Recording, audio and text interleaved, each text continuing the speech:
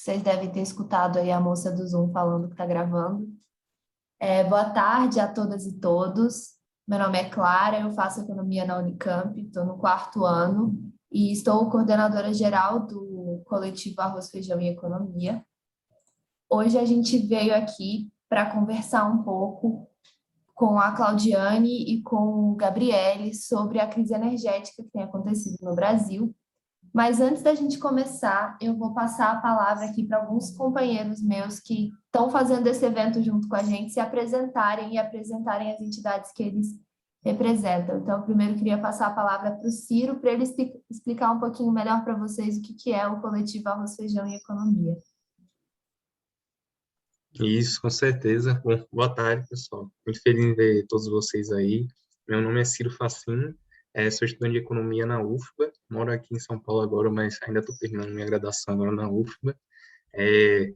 Fui amigo aí de Claudiane aí no MEC, sou amigo ainda, né? Mas fizemos parte aí junto com o MEC, e hoje em dia estou aqui no coletivo Arroz, Feijão e Economia, que é bom introduzir aqui, né?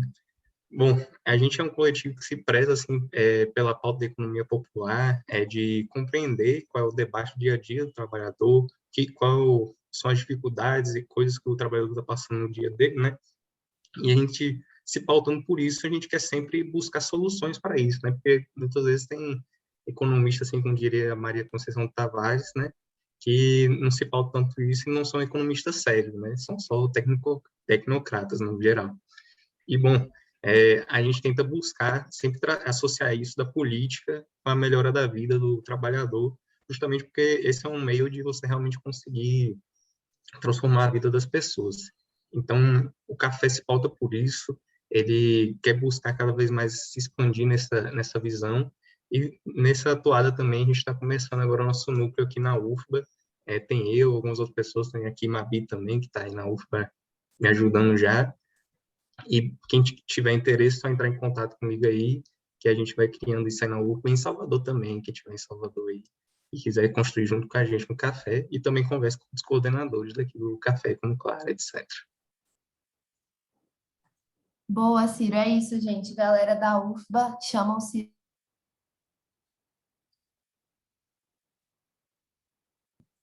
Gente, Muito. nada? O que aconteceu? Eu devo ter apertado alguma coisa sem querer, gente, me desculpa. Eu tô de host aqui, eu não sou boa com tecnologia, mas seguimos. Bom, agora eu queria chamar o José, nosso coordenador da Secretaria de Formação e Mobilização, para apresentar o movimento Alvorada. Oi, gente, está dando para me ouvir? Eu estava com a internet um pouco travando. Se travar o áudio, vocês me avisam que eu fecho a câmera. Primeiro, muito prazer para todo mundo. Muito feliz de estar aqui nesse espaço. Acho que a gente vai ter um evento muito legal. Vim apresentar um pouco o movimento Alvorada, que é um movimento de estudantes da FEA-USP, né? Faculdade de Economia, Administração, Contabilidade e Atuária da USP, acolhedor, integrado, inclusivo dentro da nossa faculdade, enfim, que é um coletivo formado, né, por estudantes cotistas, negros, negras, enfim, LGBTs da nossa faculdade, que enxergam na FEA uma possibilidade de construir um ambiente que seja, de fato, um ambiente democrático e aberto para todo mundo. A gente está começando um processo muito legal de debater questões ligadas à universidade, então, se tiver alguém aí da FEA-USP, fica o convite para participar, conhecer mais, seguir as nossas redes sociais. Eu vou mandar aqui o link rapidinho no nosso chat, né, aqui da sala do Zoom. E aí, enfim, quem tiver interesse, também vou deixar meu telefone para quem quiser entrar em contato, conhecer um pouco melhor, mesmo que não seja da faculdade, quiser entender o que a gente está fazendo, pensar em replicar essa iniciativa em outros lugares. Acho que vai ser, enfim, um processo muito legal, muito interessante, que vai começar a partir de agora, e ansioso aí para o nosso evento. Obrigado. Obrigada, Zé. Acho que travou um pouquinho, mas deu para escutar, assim, pelo menos para mim, sua voz ficou um pouco acelerada, mas acho que deu tranquilo. Agora, para continuar com as apresentações, vou chamar o Pedro Amorim, do Centro Acadêmico Flaviana, para falar um pouquinho. Oi, pessoal, boa noite a todos e todas. Eu sou o Pedro, estou como atual presidente do Centro Acadêmico Flaviana Condé Chavareto, que é o centro acadêmico da FEA-USP do campus de Ribeirão Preto. E estou aqui também para prestigiar o evento, e a gente está aqui organizando essa oportunidade, né, de trazer e poder discutir a economia social com pessoas tão qualificadas, e em especial, né, a gente está trazendo isso também para o campus do interior do estado, da USP, né, que é uma das aberturas que a gente está tendo para conseguir debater justamente a economia social e trazer isso cada vez mais para o palco de discussão entre os estudantes. É um prazer estar aqui e estou ansioso pelo evento também. Obrigada, Pedro. Esse evento, como vocês podem ver, foi organizado pelo CAF, junto com uma série de movimentos centro-acadêmicos. Então, continuando com as apresentações, eu queria chamar a Isabela Rios para falar do Princípia. Oi, gente, boa tarde. Eu sou Isabela, curso Relações Econômicas Internacionais na UFMG. E falando um pouco sobre o Princípia, a gente tem o coletivo como uma forma de alunos da FACE construir politicamente e crescer não só dentro da faculdade, mas também fora, com projetos, redes de solidariedade e querendo, com o nosso conhecimento que a gente aplica na faculdade, também aplicar fora para que não seja um conhecimento restrito dentro de universitários e conhecimentos à parte, e que também seja aplicado fora para ajudar na comunidade, ajudar as pessoas, e para que seja possível crescer politicamente, não só no espaço restrito, mas também juntamente com pessoas que fazem parte da comunidade e de centros acadêmicos. É isso. Obrigada. E também, caso vocês queiram conhecer, eu vou deixar aqui o Instagram no chat. Sigam a gente posta alguns conteúdos muito legais. Obrigada, gente. Sigam o Princípio. Além de ser um coletivo com um nome extraordinário, é um coletivo pelo qual eu tenho muito carinho, por ser da minha cidade natal. Enfim, agora, para acabar com as apresentações, a gente vai chamar o Kaique, presidente do Centro Acadêmico da Unicamp, para conversar um pouco sobre o Viramundo. É isso, gente. Bom, Viramundo, né, é a nossa chapa eleita recentemente para o Centro Acadêmico do Instituto de Economia da Unicamp, e, né, o nosso coletivo Viramundo, né, que eu vou pedir para o pessoal aí também mandar o Instagram aí no chat, a gente surgiu a partir do coletivo Arroz, Feijão e Economia, e é um prazer imenso, assim, uma grande felicidade de estar realizando esse primeiro evento nosso enquanto centro acadêmico, um grande evento, juntamente com o CAF e esses diversos outros coletivos que também surgem a partir do coletivo Arroz, Feijão e Economia. Então, e também, enfim, o CAF traz sempre esses debates, né, de economia popular, e só reforçando, né, que hoje é um dia depois de terem hackeado o YouTube do Instituto de Economia e apagaram diversos vídeos, inclusive a playlist de aulas da professora Maria Conceição Tavares, um ataque ao livre pensar. E, enfim, hoje a gente está aqui com esse evento que também é um ato, né, de trazer o livre pensar, um debate muito importante hoje. Então, é isso. Tenho certeza que vai ser um ótimo evento. Obrigado. Obrigada. Aí o pedido do Kaique. Pessoal, a conta do IE foi hackeada ontem e eles apagaram não só o curso de Economia Política de 1992 da professora Conceição Tavares, como uma série de vídeos, seminários, eventos, como a própria Semana da Economia, que estavam disponíveis no canal. Então, a gente está tentando recuperar o canal, mas quem puder aí tuitar, marcar no Instagram o time do YouTube pedindo o canal do IE de volta, é sempre bom para ajudar. Então, bom, a gente está aqui hoje para falar sobre a crise energética e para conversar um pouco melhor com duas pessoas que entendem muito desse assunto. Então, sem mais delongas, primeiro eu queria agradecer aos dois convidados, ao José Sérgio Gabrielli e à Claudiane Barbosa por terem vindo e disponibilizado um pouco do seu tempo para conversar conosco. E queria convidar a Claudiane para fazer sua fala. Claudiane é mestranda em Ciências Econômicas aqui na Unicamp, na Universidade Estadual de Campinas, e é bacharel em Economia pela Universidade Federal da Bahia, a UFBA. Ela desenvolve pesquisas em Economia da Energia, atuando principalmente nos temas de Petrobras Desenvolvimento Econômico e Político do Petróleo. E ela é pesquisadora no Grupo de Economia da Energia e no Centro de Economia Política do Petróleo. Claudiane, a palavra está com você. Boa tarde a todos e todas. Primeiramente, eu gostaria de agradecer, né, o convite, agradecer na pessoa de Ciro, com o colega aqui já do NEC, e na pessoa de Kaique, que vieram. Para mim é uma honra estar aqui, ainda mais dividindo a mesa com o professor Sérgio Gabriele, que é referência no tema. Então, nada que falar aqui se compara ao conhecimento, à bagagem que o professor Sérgio tem para nos passar. Tenho certeza que também tenho muito a aprender ao longo desta tarde aqui com vocês. Bom, eu vou compartilhar aqui alguns slides que eu preparei.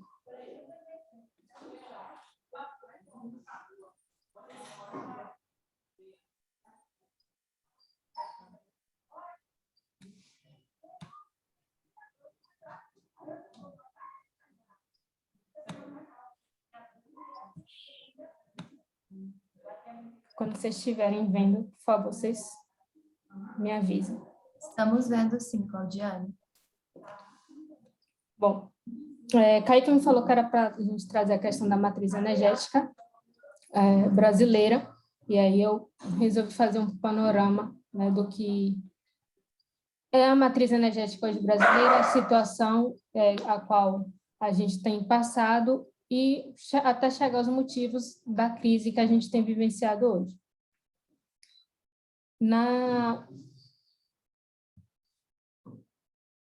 O primeiro slide aqui que eu quero trazer para vocês é a questão da participação dos tipos de energias na nossa matriz energética.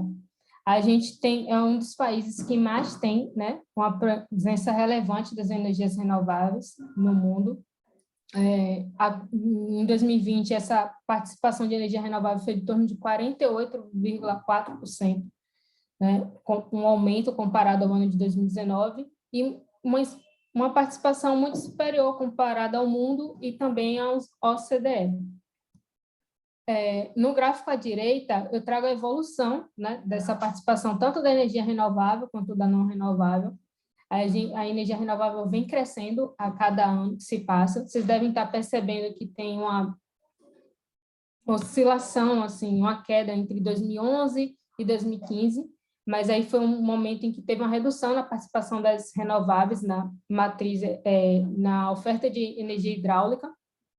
Então, a partir de 2015, as fontes renováveis ela retoma com essa trajetória de crescimento, com a expansão das ofertas dos derivados de cana, de energia eólica e biodiesel, que vai atingir cerca de 48% no ano de 2020, como está previsto no gráfico.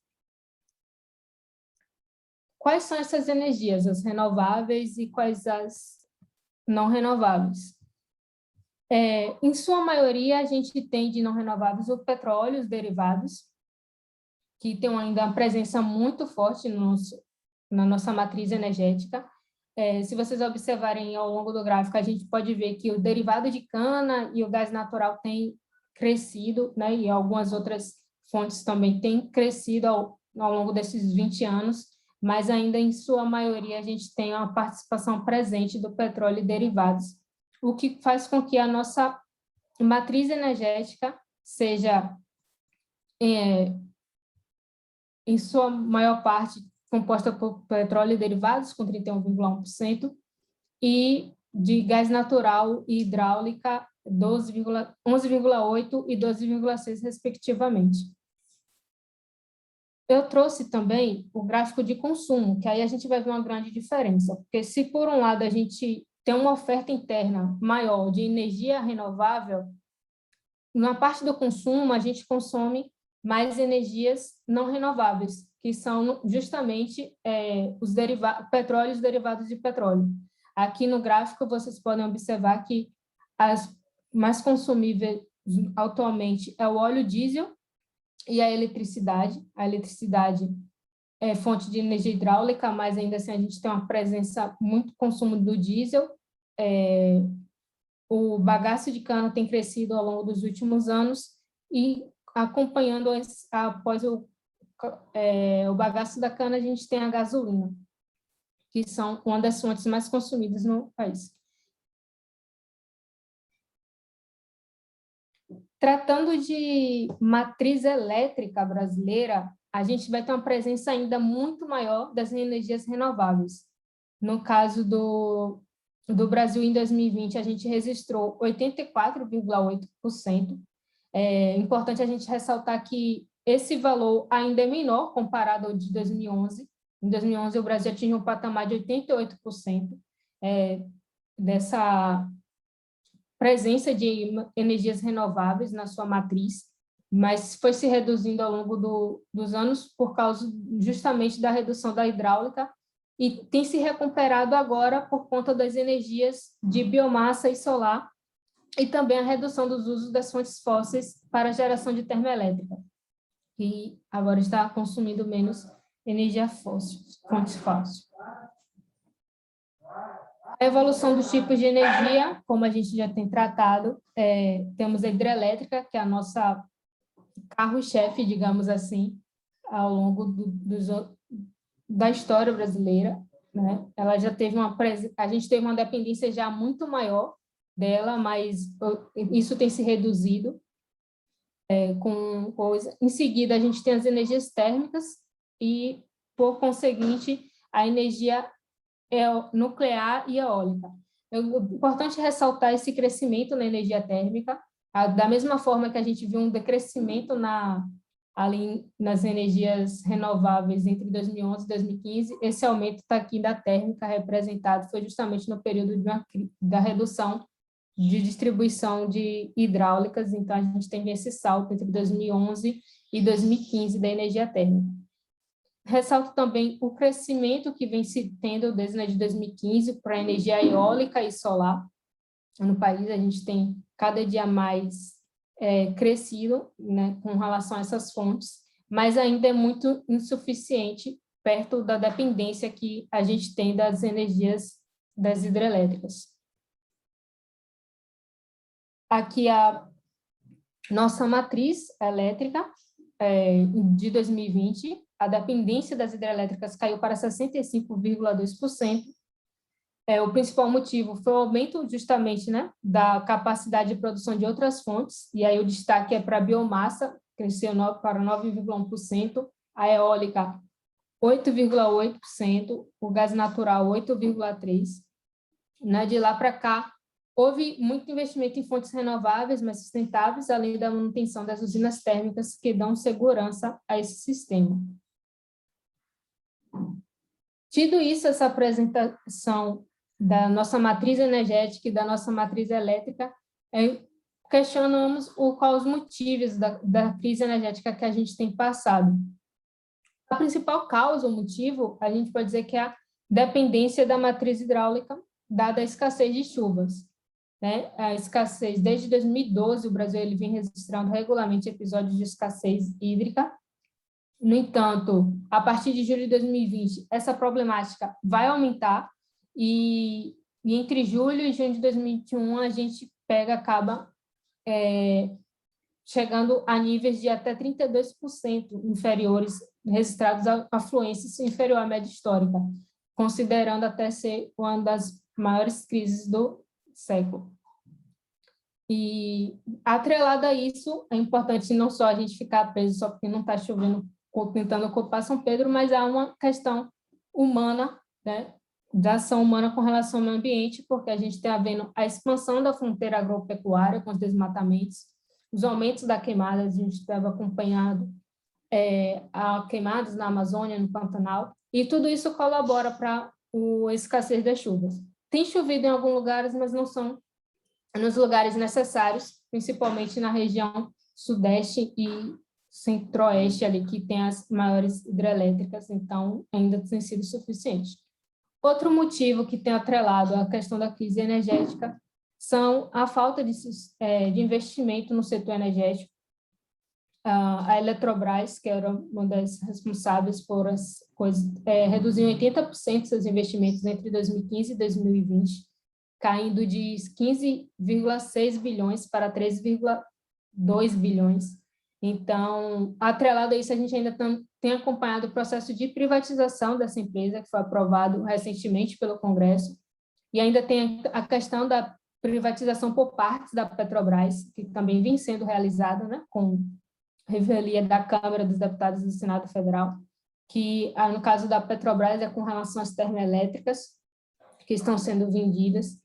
E tudo isso contribui não só para reduzir o papel do Estado, né, na intervir nessa crise, mas, de alguma forma, em vez de você criar soluções, caminhos para expandir as fontes de energias do país, você acaba reduzindo ainda mais, dado a essas ações que vêm sendo tomadas.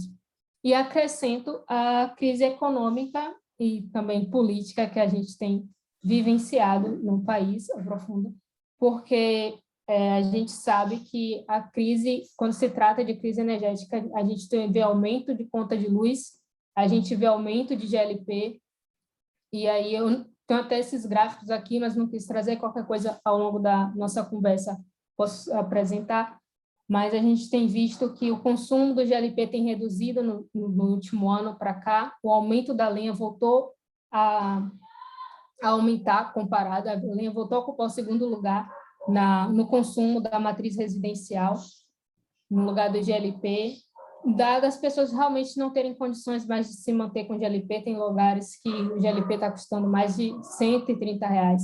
Então, são situações em que a gente precisa, sim, refletir, e por isso que essa conversa, esse momento ao qual vocês aqui prepararam é importante, para a gente não só discutir os motivos, mas também pensar saídas para essa possível crise. Eu vou encerrando minha fala por aqui, e eu acredito que fica mais interessante a gente postergar nossa conversa.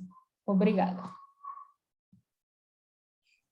Muito obrigada, Claudiane. É muito importante ressaltar esses elementos, que não só os elementos naturais, né, que estão envolvidos nessa crise, porque justamente a gente percebe o tanto que a crise energética ela afeta o dia a dia do trabalhador, afeta o bolso das famílias brasileiras, e como ela parte realmente de uma certa inabilidade de gestão, mas acho que não tem ninguém melhor para falar sobre isso do que o Gabriele, que é nosso próximo convidado. Então, Gabriele, por favor, passar a fala para o senhor. Bom, boa tarde a todas e todos. Muito obrigado pelo convite. Eu queria agradecer em particular a Claudiane pela apresentação geral que ela fez, porque eu acho que ela situa os grandes temas, e eu vou tentar focar um pouco mais em movimentos que estão ocorrendo nesses grandes temas no Brasil e no mundo. Primeiro, antes de iniciar a discussão do tema, eu queria apresentar minha solidariedade ao Guilherme, que foi assaltado recentemente, e ao Instituto de Economia, que também foi assaltado recentemente, mostrando o grau de violência de vários tipos que nós estamos vivendo nesse momento.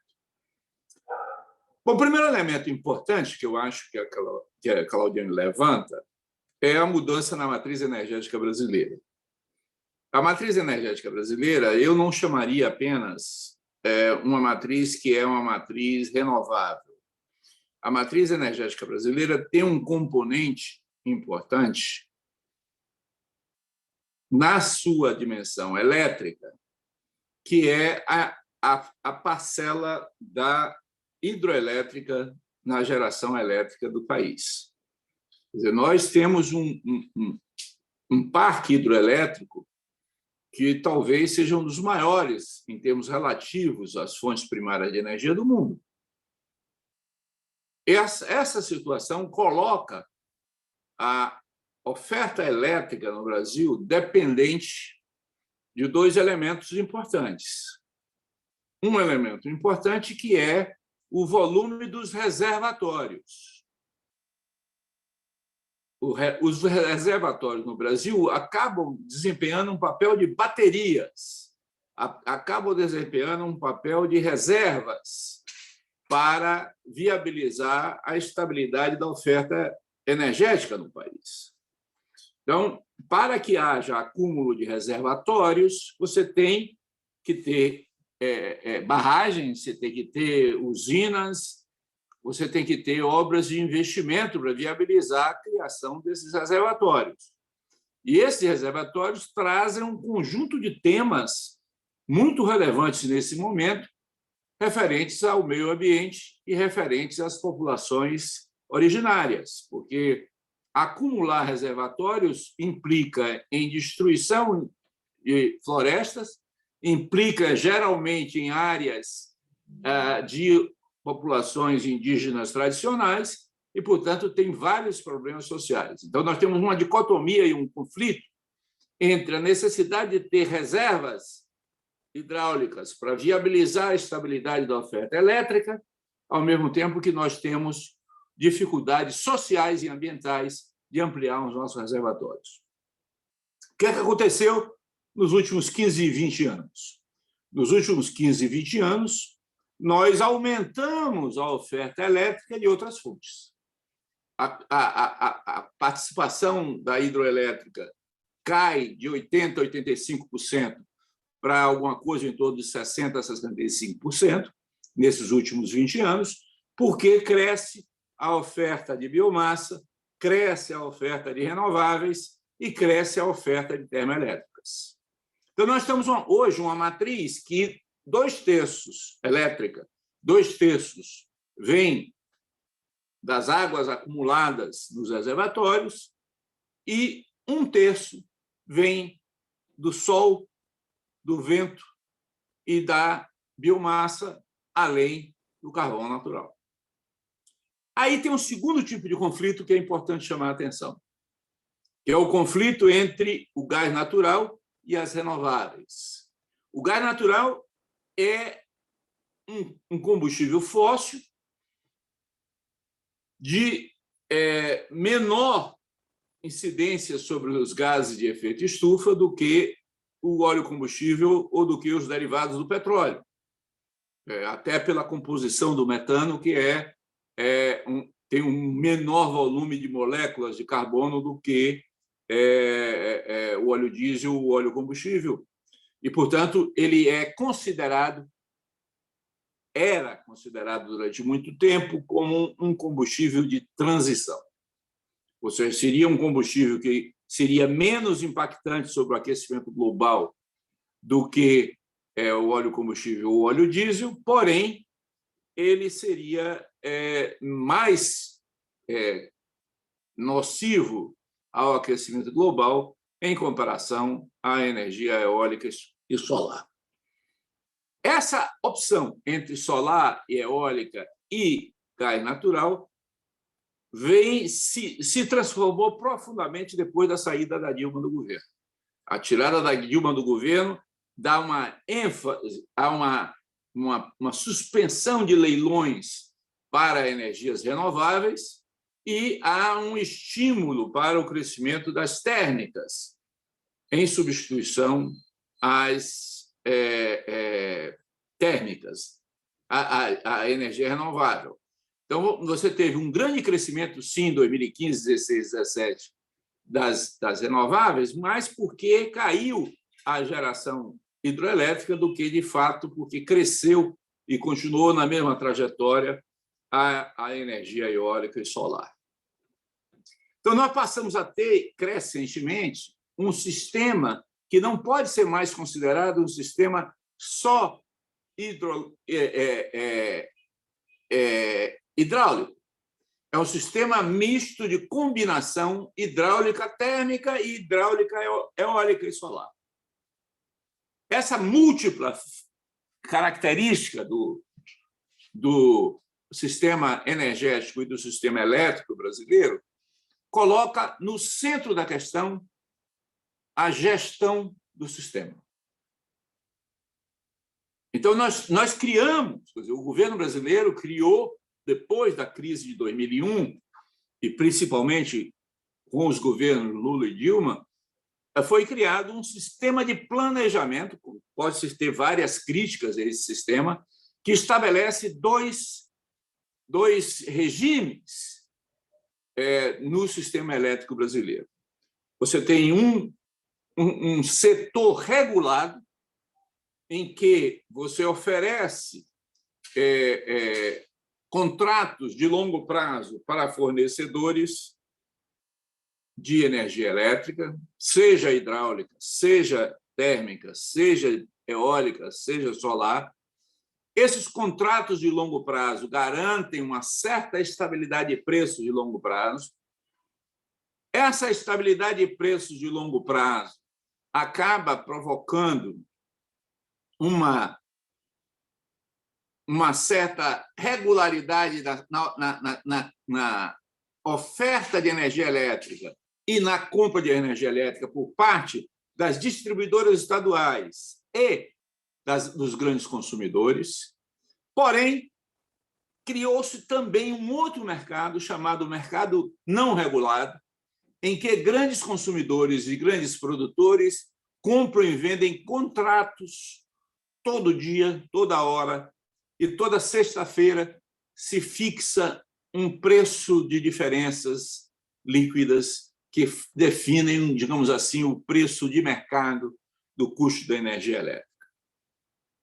Essa combinação de dois mercados no Brasil, o mercado regulado, que regula principalmente a tarifa do consumidor, do consumidor mais pobre, inclusive, mas não só do consumidor mais pobre, também a indústria, o eletrointensivo são muito fortes nesse mercado regulado, não impede a existência de um mercado mais, digamos, nervoso, um mercado mais de curto prazo, que ajusta os preços à realidade hidráulica e à realidade dos preços dos combustíveis. Porque há uma diferença estrutural econômica, para falar para vocês que são estudantes de economia, entre as diversas fontes de energia. Enquanto na energia hidroelétrica o elemento principal é o custo do investimento, é a montagem da estrutura de capacidade de produção elétrica, e o custo variável ele é muito irrelevante em relação ao custo fixo. No caso das termoelétricas, o mais importante não é o custo de instalação, mas é o custo variável da matéria-prima, que é o caso do gás natural ou é o caso do óleo combustível. As renováveis são, nesse sentido, do ponto de vista puramente econômico, também são mais, digamos, relevantes os custos fixos do que os custos variáveis, e, portanto, a lógica do sistema acaba sendo uma lógica do ponto de vista teórico-econômico, já que eu estou falando para estudantes de economia, acaba sendo uma lógica de trabalhar com o custo marginal de expansão como o elemento determinante da tarifa a cada momento. Só que, como você tem um mercado regulado, para o mercado regulado, que tem contratos de longo prazo, portanto, não ajusta os seus preços no curto prazo, a lógica do sistema é a lógica de viabilizar a introdução de bandeiras que refletem o uso das diversas fontes primárias de energia. E aí entra a teoria da renda diferencial do Ricardo. Quer dizer, o preço final da energia para o consumidor vai acabar sendo determinado pelo produtor menos eficiente, vai acabar sendo determinado pelo produtor de maior custo. É esse componente que faz com que as bandeiras das tarifas acabem elevando para o consumidor final o uso das fontes não hidráulicas na energia elétrica brasileira, porque a grande parte das nossas hidroelétricas já estão amortizadas e, portanto, o custo do capital é muito pequeno. Portanto, e como não tem custo variável, você tem aí diferenças de custos de produção de energia elétrica pela hidráulica muito baixo comparativamente ao custo das termoelétricas que usam como combustível o gás natural. Como recentemente nós tivemos um aumento do preço do gás natural, isso depois a gente pode discutir por que razões, nós tivemos um aumento do preço do gás natural. Essa elevação do preço do gás natural, ao mesmo tempo em que você tem uma crise dos reservatórios, fez com que houvesse um aumento das tarifas de energia elétrica no país. Aí vamos ver a causa disso. A causa disso não pode ser atribuída a São Pedro, não pode ser atribuída à falta de chuva. Ainda que, de fato, a Bacia do Paraná é uma bacia que está passando por uma crise hídrica, porque as séries históricas de pluviometria da bacia não estão sendo atingidas, as médias históricas não estão sendo atingidas em função dos efeitos climáticos do aquecimento, em função da redução do chamado rio amazônico, que gera, via a fotossíntese, via a evaporação das águas no Amazonas, os rios aéreos que acabam alimentando os rios da Bacia do Paraná. Como há um aquecimento global e há desmatamento da Amazônia, esse processo está mais baixo do que historicamente, e você tem uma tendência de que a série temporal, aí de novo falando para os economistas, lembrando da econometria, você tem quebras estruturais da série temporal e, portanto, você não tem aí a possibilidade de previsões adequadas usando as séries temporais antigas, como é o modelo do Brasil. Então, aí cria um outro problema, que é o problema da gestão do sistema, que é a questão do planejamento, que é a questão do papel do Estado na antecipação e na viabilização dos problemas. E aí nós temos, de forma clara, uma incompetência e uma destruição do sistema de planejamento a partir de 2015.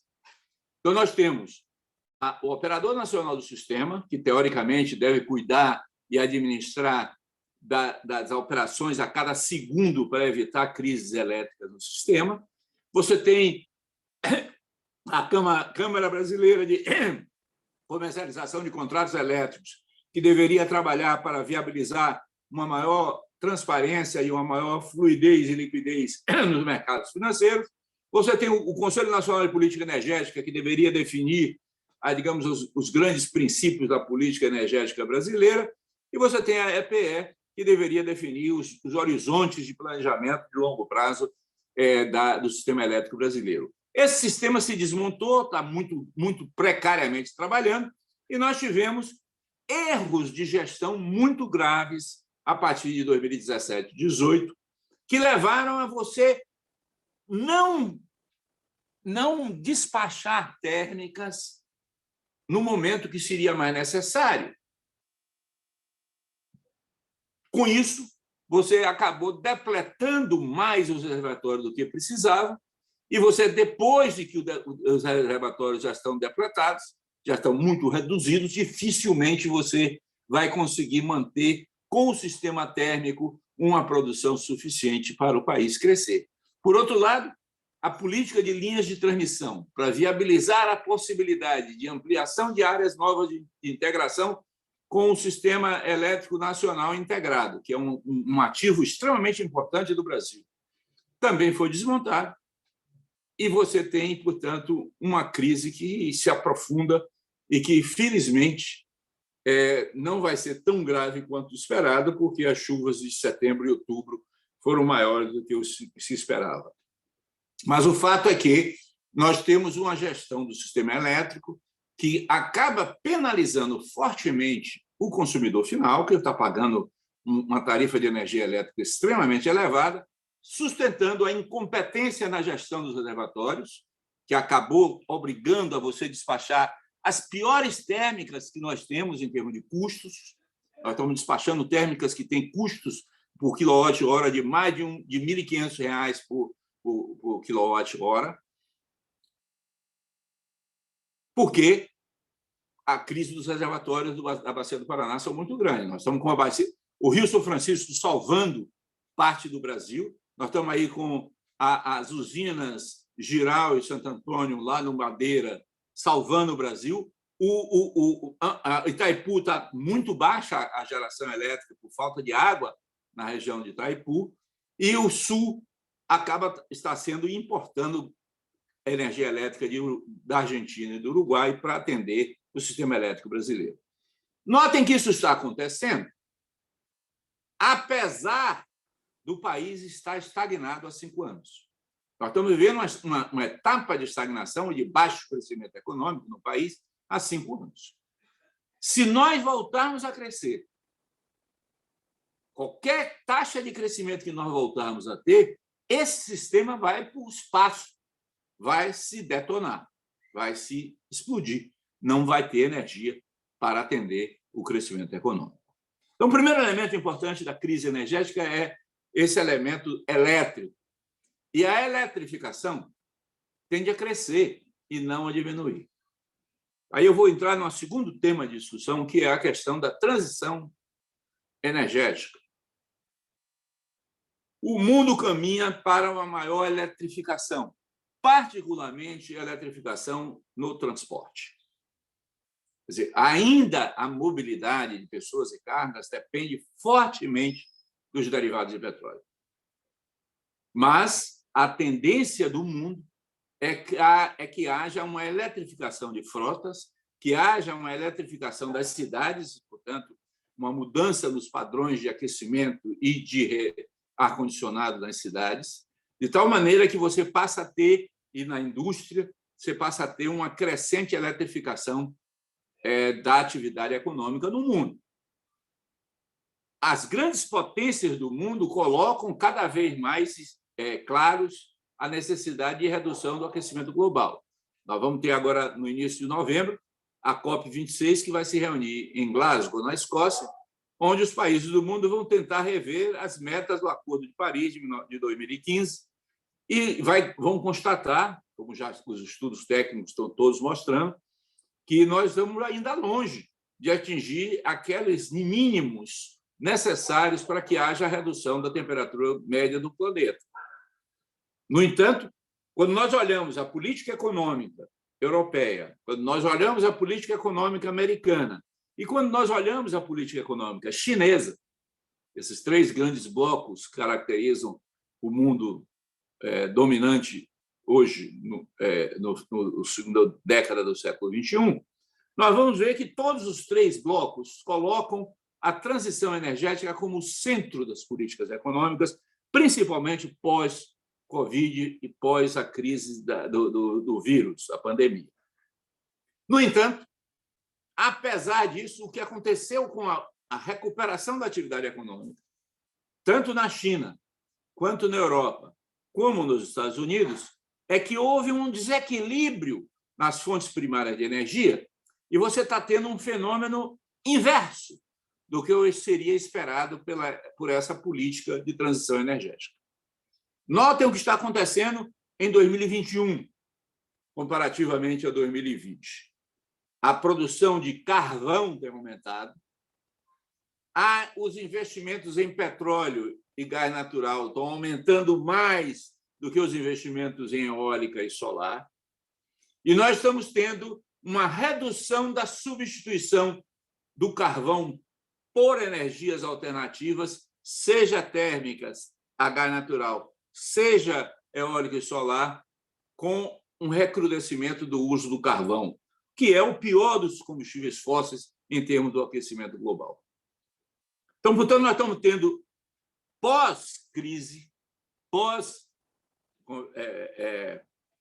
pós-recuperação econômica, pós-pandemia, uma inversão da lógica do aquecimento global. Isso é muito grave, porque pode colocar o mundo numa encruzilhada, porque o aquecimento global, de fato, precisa ser combatido. E para que você tenha um combate efetivo do aquecimento global, é necessário haver uma redução da produção dos combustíveis fósseis.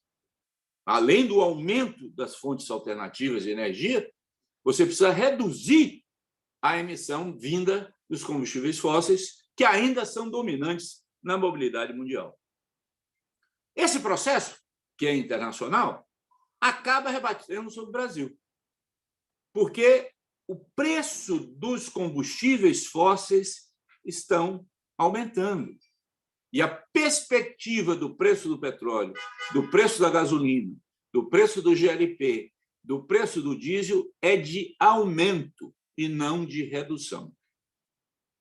Então, nós vamos ver que em 2021, final de 2021, início de 2022, provavelmente os preços dos derivados do petróleo vão se manter altos e crescentes. Qual é o problema do Brasil? O problema do Brasil é que, a partir de 2014, a partir da crise da Lava Jato, a partir da derrubada da Dilma, nós mudamos radicalmente a política de refino no Brasil. Ao invés de expandir o refino brasileiro, ao invés de expandir a utilização do petróleo brasileiro na produção de derivados, nós estimulamos o aparecimento de 400 empresas importadoras de derivados no Brasil, depois de 2015. Então, nós ampliamos a participação das importações de derivados no Brasil, ao mesmo tempo em que a Petrobras reduzia a carga utilizada das refinarias, passava a utilizar o crescimento da produção do pré-sal não para aumentar o refino brasileiro, mas para exportar petróleo cru, aproveitando-se da recuperação do preço internacional. Então, nós voltamos ao primário exportador da Conceição Tavares e do início do século, que o Celso Furtado denunciava. Nós exportamos petróleo cru e importamos derivados de petróleo. O fato de nós termos mudado essa lógica impõe ao mercado brasileiro acompanhar os preços internacionais. Consequentemente, ao fazer esse processo, você tem uma situação em que, se os preços internacionais estão num ciclo de alta, os preços domésticos vão estar num ciclo de alta também, a não ser que nós tivéssemos um fenômeno que em alguns países ocorre de forma ou cambial ou tarifária, de aproveitar-se da renda petroleira internacional para reduzir os custos domésticos. Então, a Rússia, por exemplo, aumenta os impostos de exportação de petróleo cru para viabilizar subsídios para o consumidor doméstico. E os outros países são geralmente os países onde tem o menor preço de gasolina e diesel do mundo, são os países em que há uma parque de refino nacional processando o petróleo nacional, em que esse parque de refino e esse consumo doméstico é relativamente pequeno em relação ao volume de exportações de petróleo cru. Nós mudamos a situação. Nós, que tínhamos um mercado que era mais ou menos do mesmo tamanho, o consumo doméstico, o refino e a produção de petróleo, nós invertemos essa lógica, nós reduzimos a capacidade de refino, aumentamos a produção e exportamos o produto nosso, apesar de que nossa exportação ainda não é muito grande em relação ao nosso consumo doméstico, mas já cresceu muito, nós estamos exportando cerca de 600 mil barris por dia, numa produção de quase 3 milhões de barris. E nós passamos a ser dependentes do mercado internacional. Portanto, a política de preços brasileira é uma política de preços que decorre da opção de destruir a Petrobras como empresa âncora do desenvolvimento brasileiro, ou como empresa locomotiva do desenvolvimento brasileiro, já que âncora puxa para a funda e locomotiva puxa para cima, né? O fato é que houve uma opção política de fazer isso. As refinarias que estavam previstas para serem construídas foram paralisadas. A indústria nacional que estava se mobilizando para fazer essas refinarias, esses complexos petroquímicos, foram desmontadas pela Lava Jato. E nós temos uma situação em que o país, da mesma maneira que a eletricidade, não está tendo uma crise mais grave porque o país está parado, não está crescendo. A elasticidade de preço, de novo, para os economistas, a elasticidade de preço da gasolina ela é relativamente baixa, ela altera pouco com o preço, o volume consumido, mas a elasticidade de renda é em torno de 1%. Quer dizer, o crescimento de 1% no PIB leva ao crescimento, geralmente, de 1% ou um pouco mais de 1% da demanda de derivados. Portanto, se o país voltar a crescer, nós não teremos condições de atender, porque teremos que importar mais e vamos agravar ainda mais a situação de fornecimento de combustíveis no país. Portanto, nós estamos com crises profundas, tanto na área elétrica como na área de combustíveis de derivados de petróleo. E no gás natural? O gás natural também nós desmontamos o sistema de gás natural brasileiro. Quer dizer, o sistema de gás natural, a indústria de gás natural é uma indústria de rede que depende essencialmente das conexões entre os diversos segmentos da rede brasileira, da rede mundial, ou seja, da rede de atendimento do setor. A Petrobras desempenhava esse papel de articulador das redes. A Petrobras foi a grande produtora de gás natural no Brasil. A Petrobras foi a grande importadora de gás natural no Brasil através do Gasbol, trazendo o gás da Bolívia. A Petrobras foi a grande investidora que construiu a grande parte dos gasodutos, das unidades de processamento de gás, do PGNs, dos terminais de regasificação, dos terminais de processamento do gás natural. E a Petrobras está saindo desse setor. A Petrobras já vendeu a Gaspetro, a Petrobras já vendeu os terminais, as termoelétricas e já vendeu as áreas de operação dos gasodutos no Brasil. Ao invés do que a mitologia ideológica da lei do gás traz, de termos uma maior competição com a entrada de novos atores, nós estamos tendo uma substituição da Petrobras pela Cosan. A Cosan, que é uma grande empresa ligada ao agronegócio paulista, uma grande empresa ligada à produção de etanol, que é sócia da Shell na Raízen, que é a segunda maior distribuidora de derivados de petróleo no Brasil, que comprou a Gaspetro, que é dona da Comgás aí em São Paulo, e que agora controla 2/3 das distribuidoras estaduais brasileiras de gás natural. Então, a Petrobras sai, a Shell Cosan entra no lugar da Petrobras, só que não tem o mesmo compromisso de expansão e de desenvolvimento nesse período.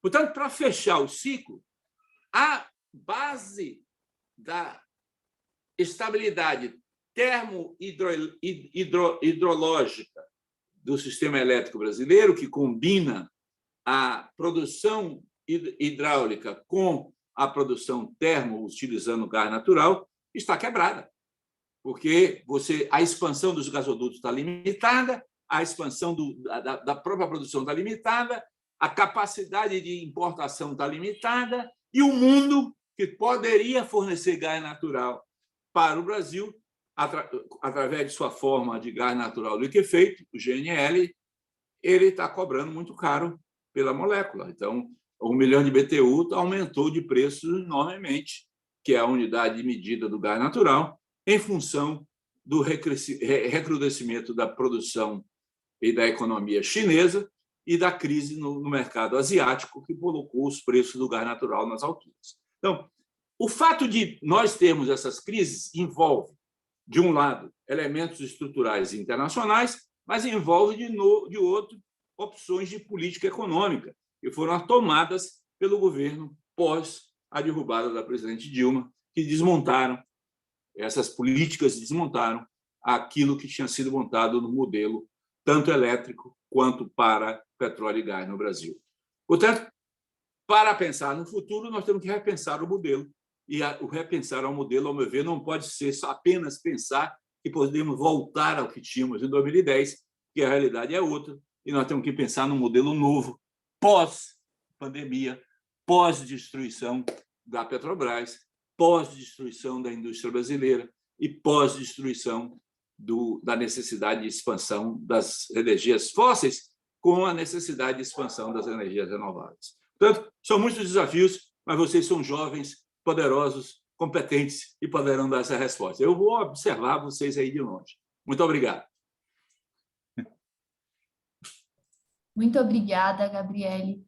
É impressionante, assim, queria primeiro agradecer a fala do senhor, o senhor conseguiu conectar coisas que a gente aprende na faculdade, no dia a dia, com o contexto atual brasileiro, de forma muito bacana.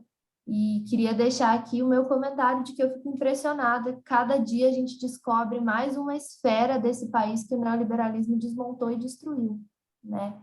Parece que não tem fim. Todas as políticas sendo completamente desmontadas, toda a atuação de um Estado nacional que foi aí construído por muitos anos sendo interrompida. Mas, enfim, comentários à parte, queria informar a todos também que o canal do YouTube do IE, ao longo da fala aí do Gabriele, foi recuperado pela administração do Instituto, então o canal deve estar de volta ao ar em breve, talvez amanhã ou depois, e não houve nenhum dano no acervo, então a gente continua com os vídeos, continuamos com os vídeos lá da Conceição Tavares, para quem quiser aprender um pouquinho mais sobre o subdesenvolvimento brasileiro e a estagnação do Brasil no hall de países que são candidatos a se tornarem alguma coisa, mas nunca efetivamente se tornam, como já diria a professora. Então, queria abrir agora. Nós temos 3 inscritos para fazerem perguntas. Queria primeiro incentivar, especialmente as mulheres que estão aqui presentes, que se inscrevam, para que a gente possa construir esse debate democrático e plural. E aí queria sugerir de a gente fazer 2 blocos de 3 inscrições cada um. Então, vou passar a fala rapidamente para os colegas que estão inscritos, depois Claudiane e Gabriele respondem, a gente faz isso mais uma vez e encerramos o evento. Queria saber se para os convidados isso funciona, se está tudo bem.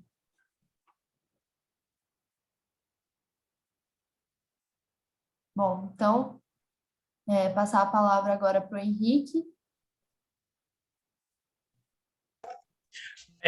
Muito obrigado, Clara, muito obrigado também pela apresentação da Claudiane e do professor Zé Sérgio Gabriele. Assim, eu gostei muito, foi impressionante o tamanho da crise, porque eu acho que a grande parte das pessoas sente muito na hora de pagar a conta de luz ou abastecer o carro, mas o buraco é muito mais fundo. E eu acho que minha pergunta, ela vai um pouco mais nessas perspectivas de futuro mesmo, né?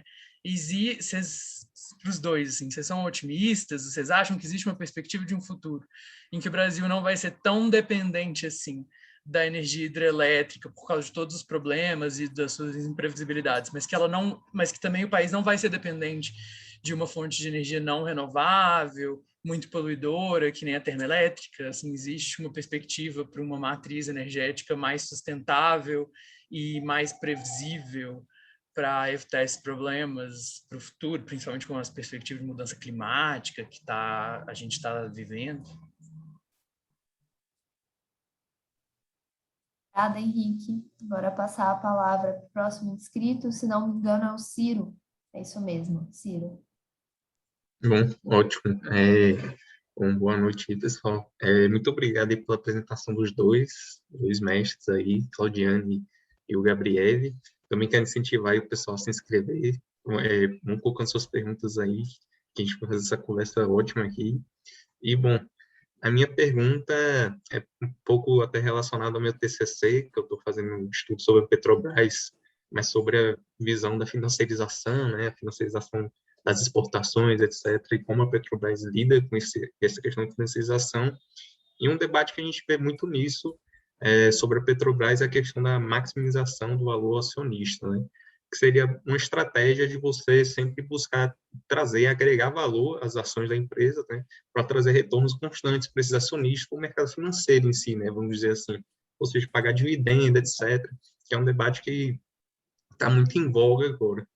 E aí eu me pergunto, assim, até no meu TCC estudando, às vezes, fico me perguntando, assim, essas estratégias que a Petrobras vem tomando, assim, logicamente estão atreladas totalmente ao tipo de política que os governos recentes têm feito, né, desde Temer e Bolsonaro, ou seja, colocam os presidentes que fazem essa estratégia de desmonte, mas em até que medida, até que em grau, você também pode correlacionar isso com essa questão da maximização do valor acionista nos últimos anos, com a financiarização da economia, né? Porque um debate, uma coisa que apontam muito nessa questão de financiarização é que cada vez mais as empresas começam a focar no seu principal produto, né? E elas acabam deixando outras coisas que são rentáveis, mas que têm margens de lucro menores, de lado. E a Petrobras, por exemplo, seria um caso desse, né, na visão dessa literatura, que seria basicamente, tipo assim, temos o refino, temos a distribuição de combustíveis pela BR, etc., mas elas não dão a margem de lucro talvez tão alta quanto a própria extração de petróleo direto.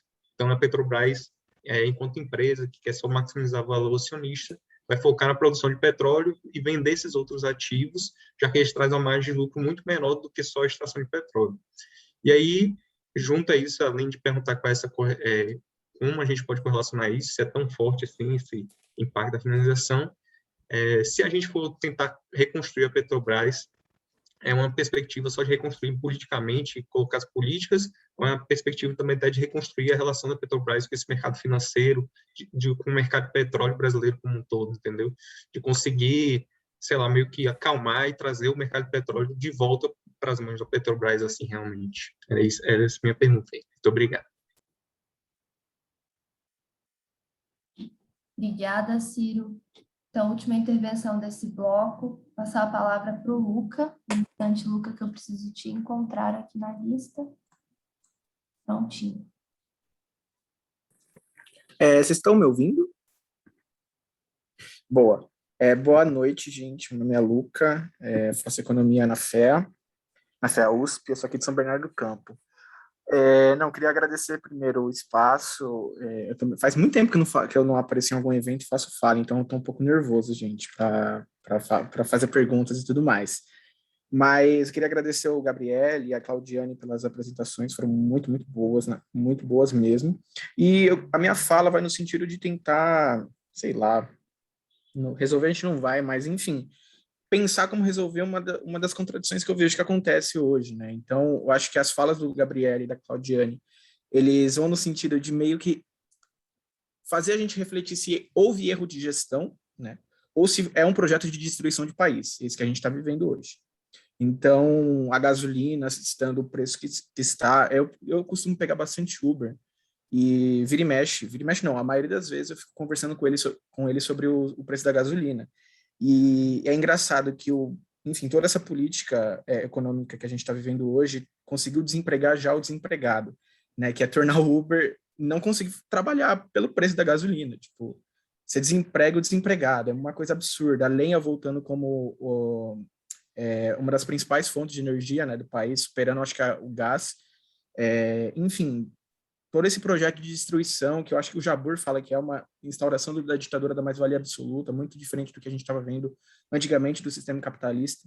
E a mídia, engraçado que a mídia, ela não critica a política econômica, ela tenta mostrar meios de você tentar superar isso, né? Então, com a questão da fome, como você tem que cozinhar, quais grãos substituem o arroz, o feijão e tudo mais, ou tornar individual um problema que é estrutural, que é uma notícia do G1 que eu vi, eu acho que no começo desse ano, no final do ano passado, falando sobre como a nossa geladeira está afetando o aquecimento global, umas coisas absurdas.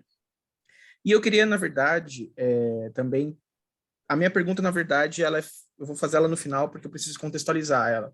E tem um filósofo que fala, o Slavoj Zizek, que ele fala que, na verdade, a gente não está 5 minutos antes da meia-noite, 5 minutos antes do desastre. A gente está 5 minutos depois do desastre, no caso do desastre ambiental. E é mais ou menos isso que eu queria perguntar no final, né? A gente está vendo os bilionários se movimentando para fazer uma exploração espacial, tem bilionários construindo casas nas montanhas rochosas, assim, tipo, no alto das montanhas rochosas, que nem eu falei, fazendo exploração espacial para, não sei lá, fazer o quê? Colonizar, explorar minério de lá, não sei. E dentro do nosso próprio sistema, a gente vê que uma contradição principal é a crise ambiental, e que eu acho que é o pano de fundo da crise energética que a gente está falando hoje. E a minha pergunta é realmente como resolver essa contradição entre uma produção sustentável, que é esse negócio de mudar a fonte de energia e tudo mais, mas também tendo em vista a garantia de uma soberania nacional, que eu acho que é o papel da Petrobras tem para o Brasil, né? Eu acho que essa é a minha pergunta, tipo, será que tem como resolver essa contradição dentro do nosso sistema, ou a gente tem que mudar o nosso sistema político-econômico profundamente, radicalmente? Obrigado.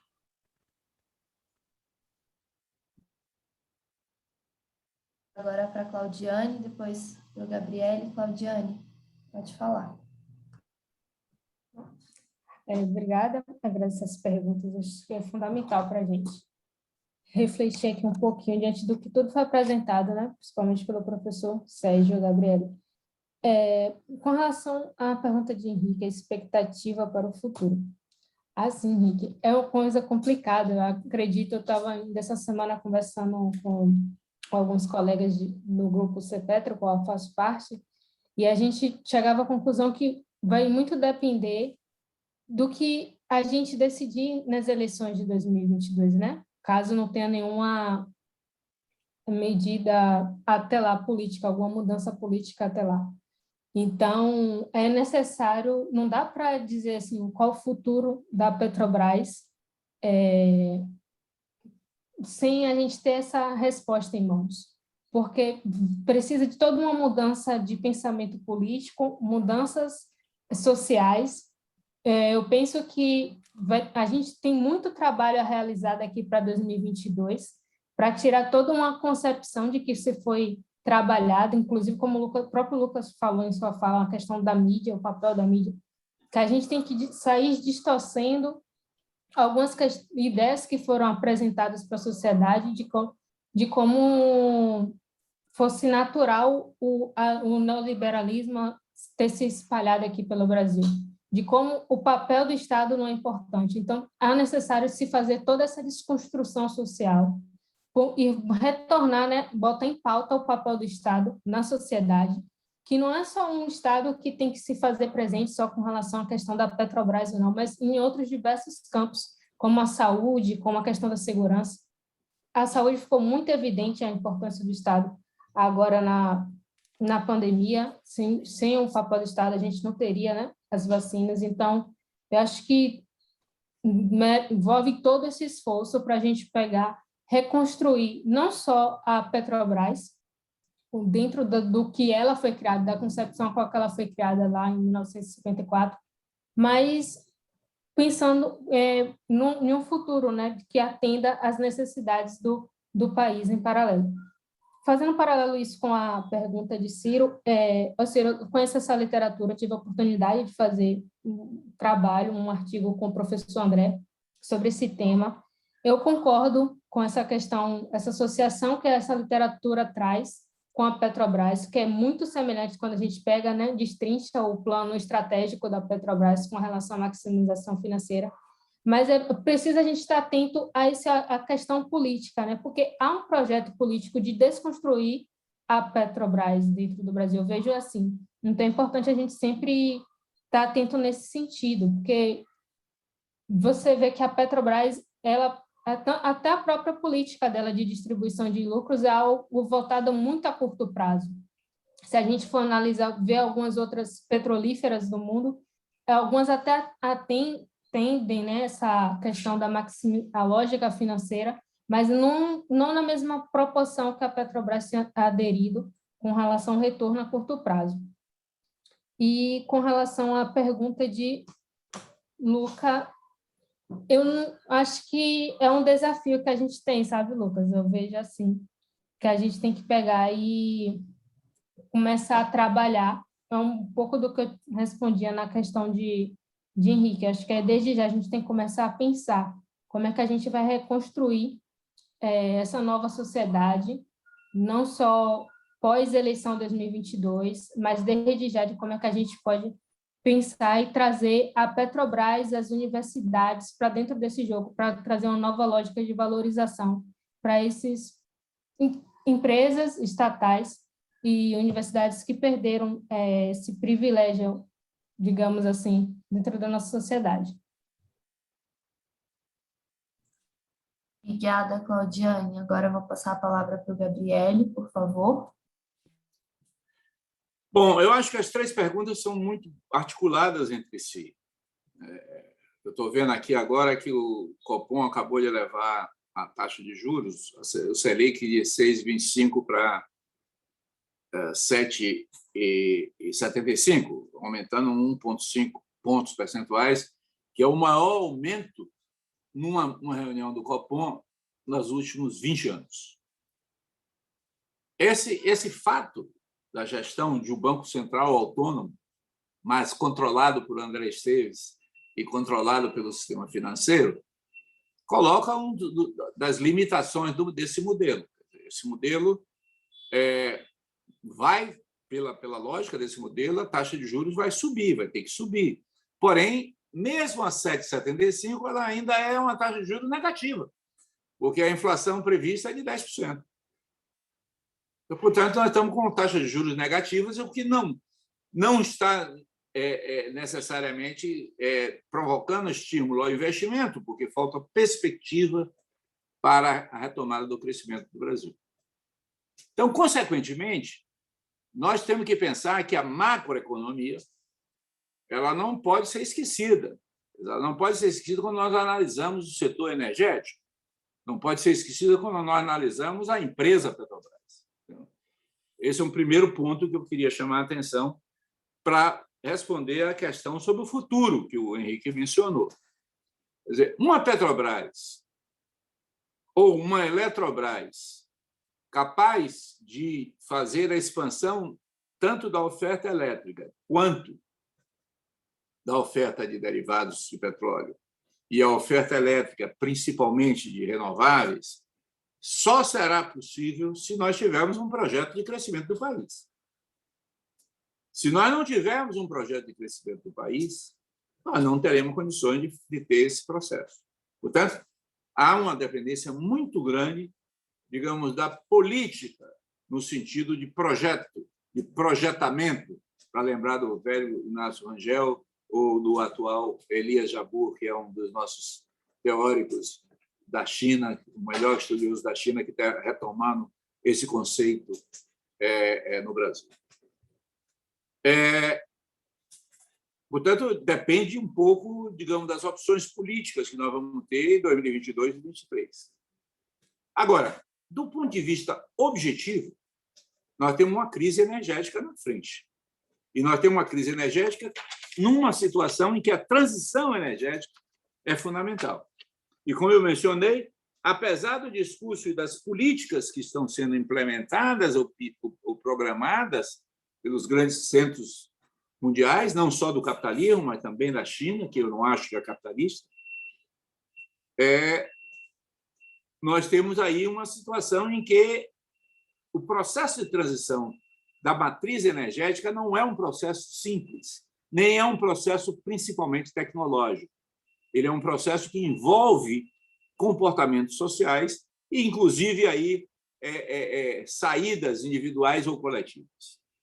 Aí eu queria debater um pouco com o Ciro sobre essa literatura da maximização do valor para o acionista. Eu tenho debatido muito com o professor Hamilton, com o professor Leonardo, com o professor André, aqui na Bahia, sobre esse tema, e eu tenho uma visão um pouco distinta dos professores sobre o tema e sobre a importância dessa questão da maximização do valor acionista. Eu acho que, no caso do petróleo,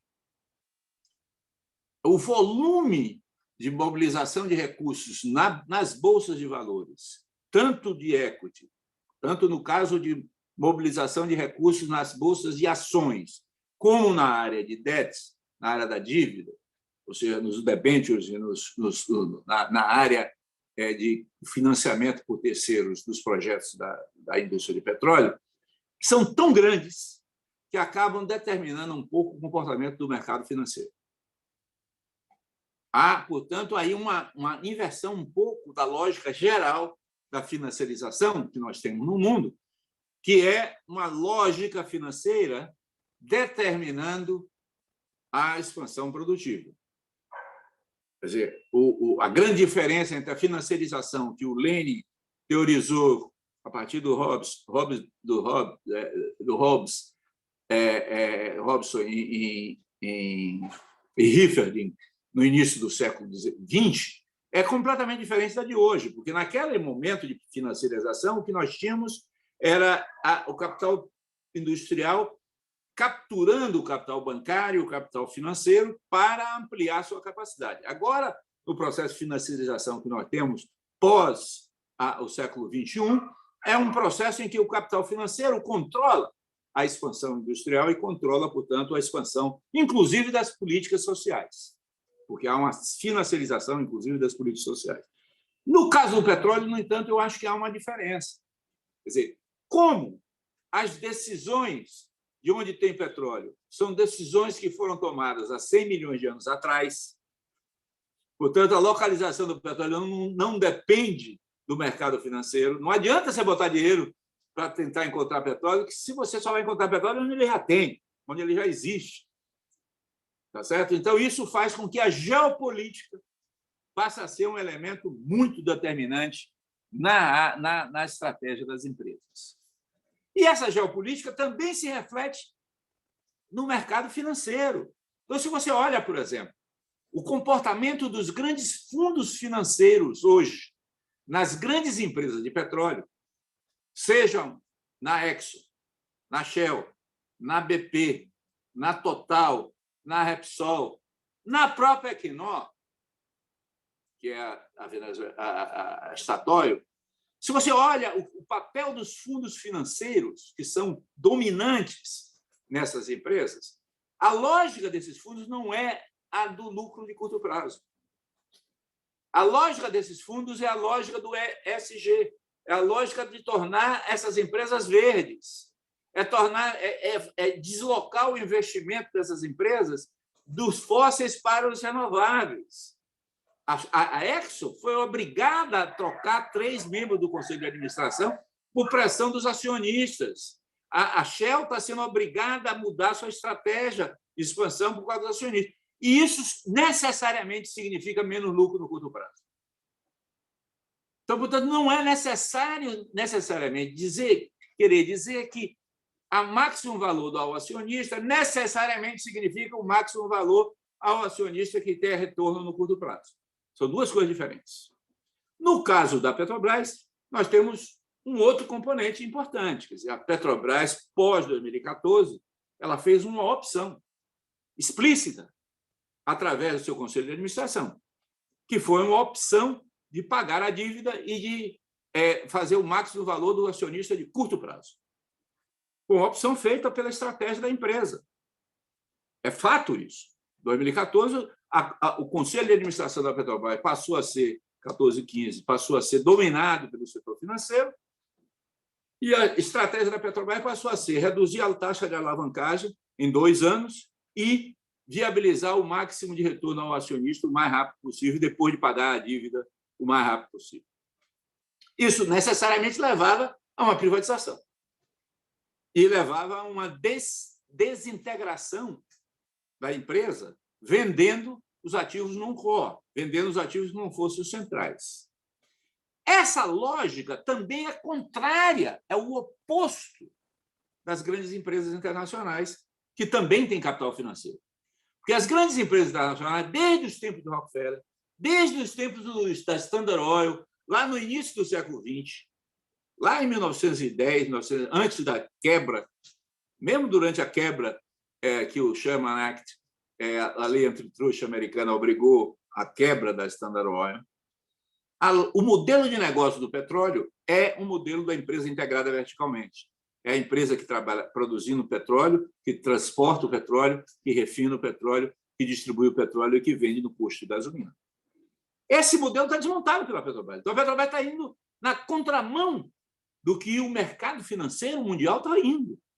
Não é que ela está na direção do mercado financeiro mundial. Ela está na contrária à posição do mercado financeiro internacional. E ela continua muito capaz de mobilizar recursos. Todas as operações de captação de recursos que a Petrobras fez depois de 2014, em pleno auge da Lava Jato, foram um sucesso. A Petrobras conseguiu captar tudo o que quis e teve uma demanda pelos títulos da Petrobras, em geral, 2, 3 vezes maior do que ela precisava. Portanto, o mercado financeiro não está penalizando a Petrobras por ela ter horizonte de longo prazo. Não está. Então, portanto, eu não acho que a maximização do valor acionista pode ser entendida como uma maximização do valor acionista no curto prazo. Além do mais, existem acionistas de todo tipo.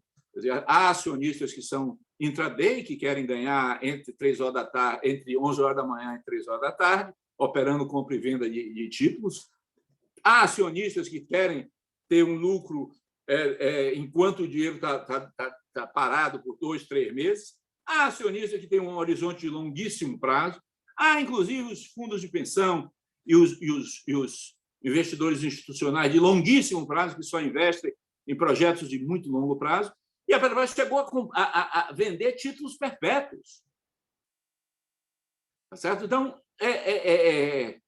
eu não acho que seja correto dizer que a maximização ao valor do acionista significa todas as empresas no capital financeiro vão agir do mesmo jeito que domina o mercado financeiro internacional. Por fim, eu acho que é importante a gente chamar a atenção para a expansão do mercado de empresas de energias alternativas. O que está acontecendo com os mercados? Veja a Alemanha, por exemplo. A Alemanha teve um enorme crescimento da energia solar, um crescimento um pouquinho menor da energia eólica, mesmo na Alemanha, que tem 42 semanas, tem 42 dias de sol forte por ano. Por que ela teve isso? Porque ela teve estímulos estatais para viabilizar isso. Quando ela tira... Aí o que acontece? O setor solar na Alemanha se desenvolve essencialmente em torno de pequenas e médias empresas, que é mais ou menos a característica do setor de eólica e solar do mundo todo. São pequenas e médias empresas, não são grandes empresas que fazem os investimentos. São pequenas e médias empresas, fortemente associadas a fundos de investimento financeiro. São, na verdade, projetos de renda fixa de longo prazo, em que, como os estados estão estimulando a expansão da capacidade de oferta da energia eólica e solar via contratos de longo prazo, isso acaba permitindo ao investidor financeiro uma renda fixa. É um investimento em renda fixa. Fazer um parque solar, um parque eólico. O que está acontecendo na Europa nesse momento?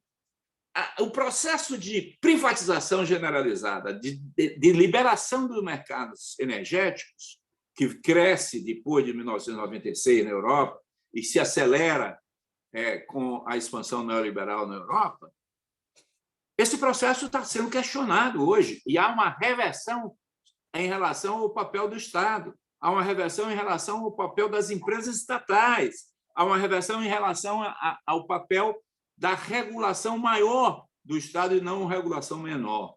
Por que isso? Porque o processo que aconteceu pós-tirada dos subsídios para a energia eólica e solar foi um processo de acelerada concentração do setor.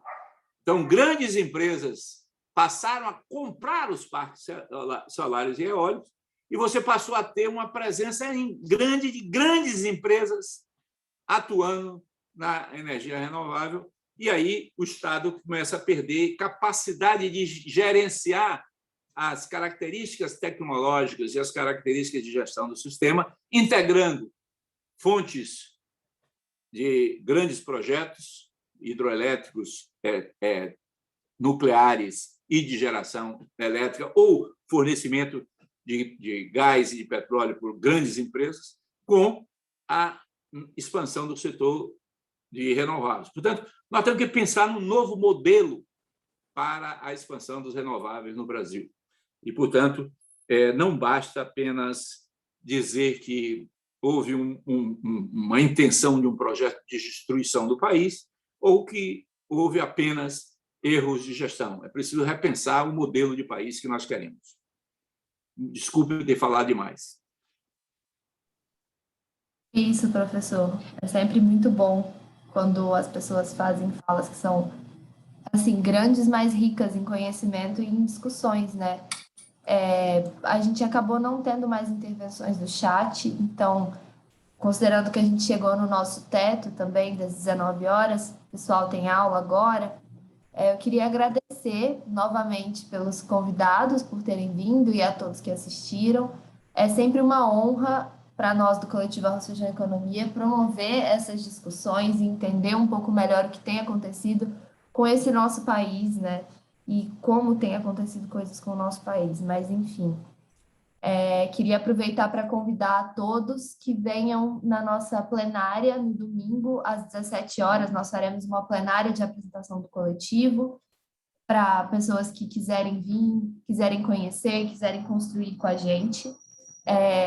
Podem nos chamar nas redes sociais, podem nos chamar aqui pelo chat. Queria saber dos convidados se vocês têm alguma consideração final. Alguma coisa eu queria apenas fazer uma propaganda, pode?